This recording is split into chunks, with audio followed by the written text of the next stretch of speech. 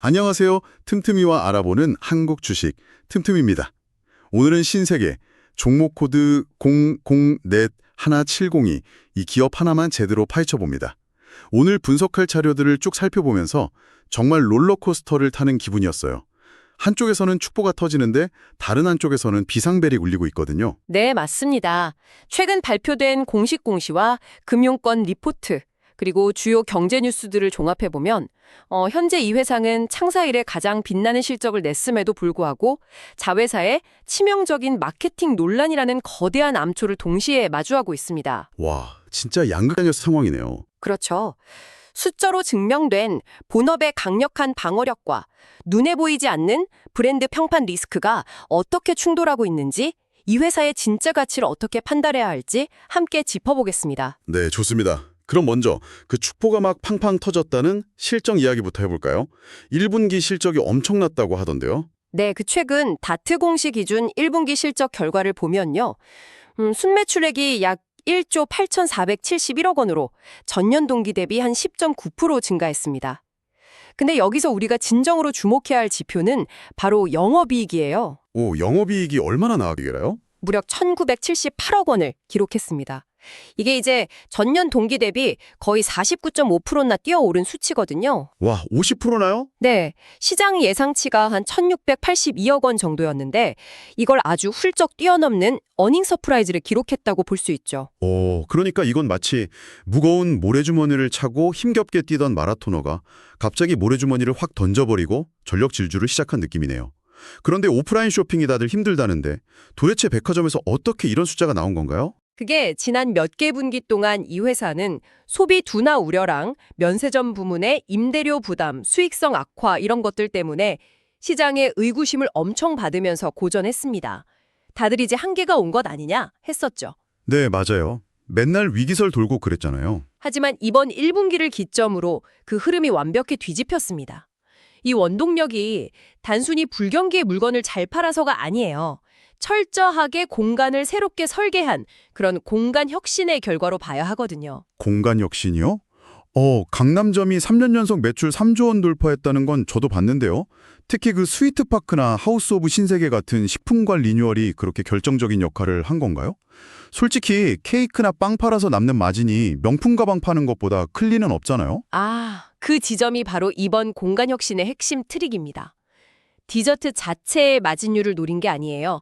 회사 IR 자료를 보면 이 공간 혁신 덕분에 주말 하루에만 무려 10만 명을 끌어모으고 있습니다. 하루에요? 와, 10만 명이면 진짜 장난 아니네요. 엄청나죠. 백화점 입장에서 이런 핫한 디저트 브랜드들은 일종의 앵커 테넌트 역할을 하는 겁니다. 사람들을 밖으로 그 오프라인 공간으로 끄집어내는 가장 강력한 미끼인 셈이죠. 단순히 빵을 파는 게 아니라 트래픽 자체를 사는 거군요. 한정판 디저트 사려고 막 1시간씩 대기하는 사람들이 그동안 제자리에 가만히 서 있진 않을 테니까요. 그렇죠. 스마트폰으로 대기표 걸어두고 위층으로 쓱 올라가서 옷도 보고 화장품 매장도 둘러보게 만드는 그런 완벽한 동선 설계인 겁니다. 물리적인 동선에다가 디지털 대기 시스템을 결합해서 이른바 분수 효과를 아주 극대화한 거죠. 진짜 똑똑하네요. 일단 그 10만 명을 가둬두기만 하면 거기서 패션이나 뷰티 같은 고마진 상품을 자연스럽게 사게 되는 거잖아요. 맞습니다. 실제로 이번 1분기의 외국인 매출 비중도 8.4%까지 오르면서 급성장 중인데요. 이분들도 K-디저트나 프리미엄 공간을 소비하러 왔다가 전체 객단가를 팍팍 높여주고 가는 패턴을 보이고 있습니다. 맛집으로 발목 꺼두고 고단가 상품 지갑을 연다 이거네요. 온라인 이커머스 클릭 한 번이랑 싸우려면 오프라인 백화점이 어떤 무기를 들어야 하는지 아주 정확히 보여줍니다. 근데 백화점은 잘한 거 알겠는데 약간 그룹 실적 갉아먹던 아픈 손가락, 그 면세점은 어떻게 된 건가요? 인천공항 임차료 감면 혜택도 끝나서 더 힘들 거라고 들었잖아요. 면세점 사업부의 반전이야말로 이번 실적에서 진짜 극적인 부분입니다. 과거 분기들의 부진을 딛고 1분기에 영업이익 106억 원으로 흑자 전환을 해냈거든요. 오, 흑자 전환이요? 악재가 있었는데 어떻게 그렇게 됐대요? 적자를 빠져나온 핵심은 바로 고객군 전환과 비용 효율화에 있습니다. 예전에는 단체 관광객, 그러니까 따이공 데려오려고 여행사에 막대한 송객 수수료를 뿌렸잖아요. 그런데 글로벌 트렌드가 개별 관광객, 즉 FIT로 바뀌는 걸 보고 과감하게 타겟을 바꾼 거죠. 아, 수수료 왕창 떼이는 단체 손님 대신에 쏠쏠한 개인 손님에 집중했다는 거네요. 네. 게다가 인천공항 제2터미널, 즉 DF2 구역 철수를 통해서 임차료 같은 비용을 확 줄인 게 수익성 개선의 결정타였습니다. 수익 안 나는 구역은 과감하게 쳐낸 거죠. 자회사인 인터내셔널, 까사미아 등도 고르게 성장을 보였고요. 진짜 기초 체력은 완벽하게 증명된 셈이군요. 네. 그런데 이 탄탄해진 체력을 바탕으로 회사가 꺼내든 다음 카드가 증권가를 진짜 환호하게 만들었습니다. 아, 저도 그 뉴스 봤어요. 주요 증권사들이 일제히 목표 주가를 60만 원, 심지어 66만 원까지 상향 조정하고 외국인들이 막 6일 연속 순매수했다는 뉴스요. 근데 단순히 1분기 장사 좀 잘했다고 이렇게까지 환호하는 건 너무 장밋빛 안경을 낀 것 아닌가요? 단순히 실적이 좋아서만은 아닙니다. 시장이 재평가, 그러니까 리레이팅을 하고 있는 진짜 이유는 바로 회사가 공시한 강력한 주주 환원 극대화 정책 때문이에요. 이른바 밸류업 프로그램이죠. 밸류업이요? 구체적으로 어떤 카드를 꺼냈길래요? 회사가 앞으로 3년간 매년 20만 주 이상의 자사주를 소각하기로 했습니다. 이게 비율로 치면 약 2% 이상이거든요. 와, 2%요? 기업이 주식을 그냥 사들이는 매입 단계에서 안 멈추고 그걸 아예 불태워버리는 소각은 진짜 차원이 다른 얘기잖아요. 맞아요. 그뿐만이 아닙니다. 연간 최소 주당 배당금을 2027년까지 5,200원으로 올리기로 했고요. 2030년까지 연결 매출 10조 원, 그리고 자본을 얼마나 효율적으로 굴리는지 보여주는 ROE를 7% 달성하겠다는 명확한 청사진까지 제시했습니다. 와, 진짜 명확하네요. 본업에서 튼튼하게 벌어들이는 현금으로 매년 주식수 줄여주고 배당까지 늘려주다니까 시장이 열광할 만합니다. 여기까지 들으면 당장 매수 버튼 누르고 싶어지는 완벽한 시나리오예요. 하지만 아까 오프닝에서 저희가 거대한 암초 이야기를 했잖아요. 그 심각한 악재 이야기로 넘어가 봐야 할 것 같습니다. 네, 완벽해 보이는 상승세에 완전히 찬물을 끼얹은 악재죠. 모기업인 이마트와 자회사의 대형 리스크인데요. 바로 스타벅스 코리아, 즉 SCK 컴퍼니에서 터진 마케팅 논란입니다. 아, 지난 5월 18일 프로모션 때 텀블러 마케팅 문구로 탱크데이나 책상이 탁 같은 표현을 써서 논란이 된 사건이죠. 청취자 여러분, 저희는 이 방송에서 어떠한 정치적, 이념적 입장도 취하지 않습니다. 제공된 공식 기사와 원문 자료에 나타난 사실관계만을 객관적으로 전달하며 이 사건이 기업 가치에 미치는 비즈니스적 파장만을 분석한다는 점을 명확히 말씀드립니다. 네, 논란 직후에 소셜미디어에서 거센 불매운동 소식이 있었고 모기업 주가가 나흘 만에 막 25%나 하락하는 등 시장 충격이 상당했습니다.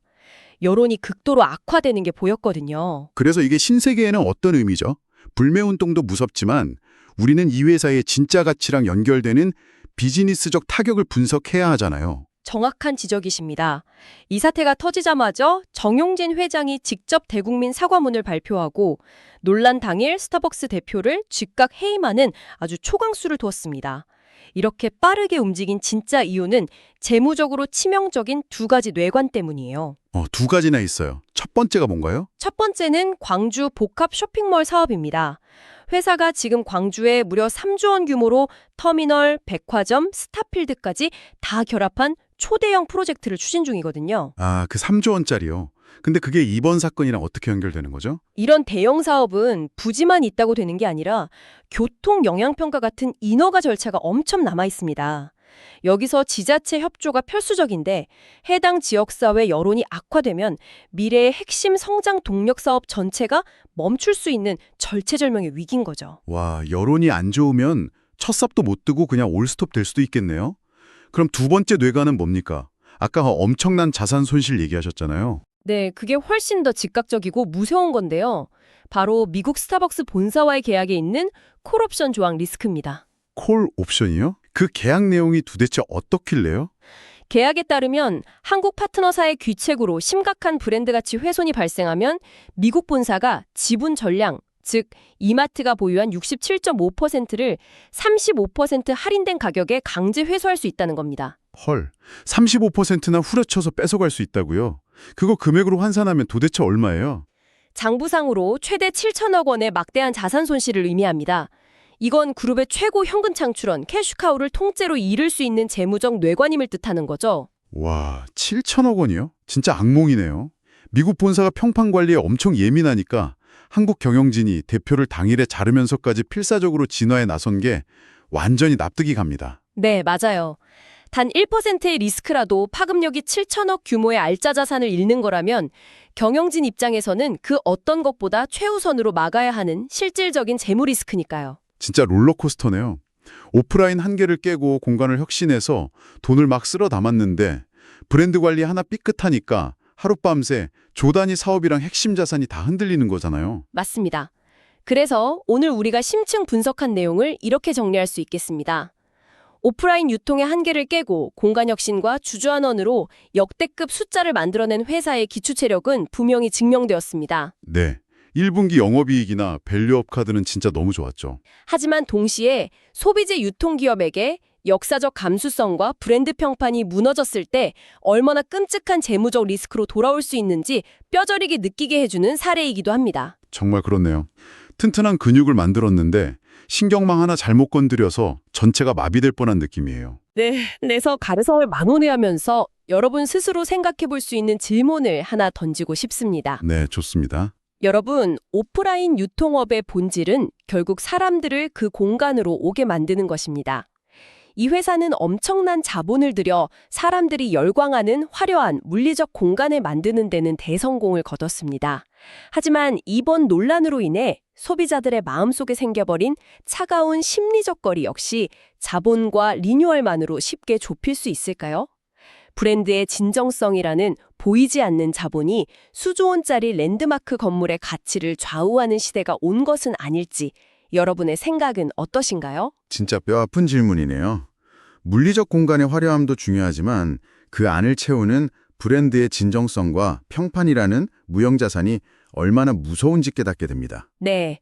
투자자라면 숫자 이면의 철학과 리스크 관리 능력까지 모두 꿰뚫어 봐야겠죠? 맞습니다. 오늘도 여러분의 투자 인사이트와 비즈니스 시야를 한 뼘 더 넓혀드리는 시간이었길 바랍니다. 지금까지 틈틈이와 알아보는 한국 주식 틈틈이었습니다. 다음에도 날카롭고 흥미로운 기업 침층 분석으로 찾아오겠습니다. 감사합니다.